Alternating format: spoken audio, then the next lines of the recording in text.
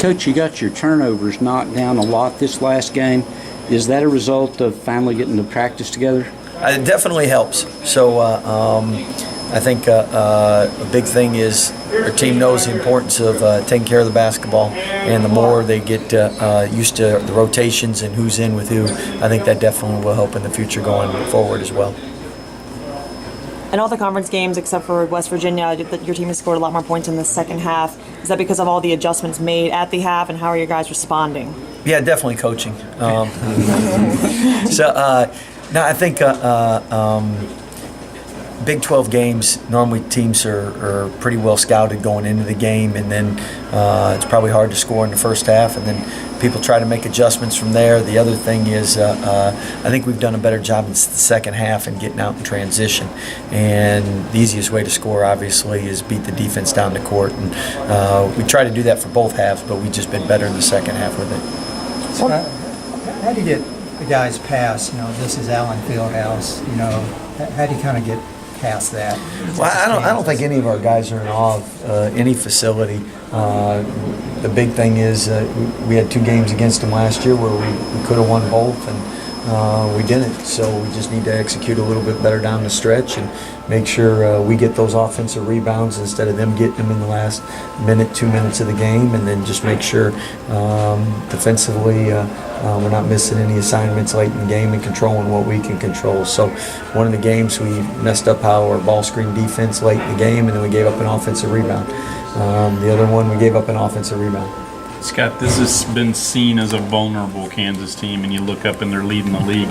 What do you see in this team? Well, I think in the Big 12, everybody's vulnerable because there's not much margin of error. I mean, most games come down to one possession, and if someone misses and someone makes, someone gets an offensive rebound and someone doesn't, that's the difference in winning and losing a lot of times.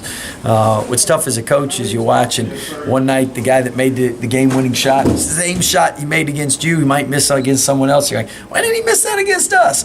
But that's what you get in 1 or 2 possession games is things can go either way, and usually the team that gets the right bounce, the right execution, the right 50-50 ball, the right rebound, they win. Coach, was it a matter of changing something up to get Manu some more space, or did he just get hot? No, Manu's had some good looks. I think 2 things. One, Manu's shoulder was bothering him for a little bit there, and I think that's getting better, and that's helpful. And the next thing is when you play at home, that's a good way to get out of a run where you're missing shots, because on the road, normally you don't have that comfort, you don't have the fan support, and when you get home you see it go down once and you got the fans behind you, it's easier to knock down that second and third one, and the good thing is he's good. The rest of the year we should be having no problems. So you don't even like to say the word slump? No, I try to take that out.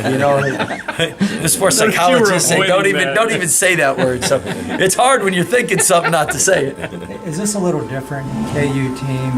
They start one big guy and 4 guards. Yeah, it is different. But last year was similar to that as well, and I think the big carryover is.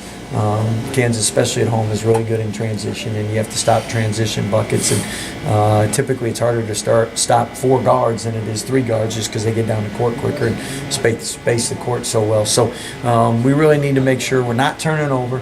We need to make sure that we're scoring, because then you have a better chance of setting your defense. And then, other than that, getting back and contesting shots. And if they make contested shots, you live with it, but open shots you can't live with.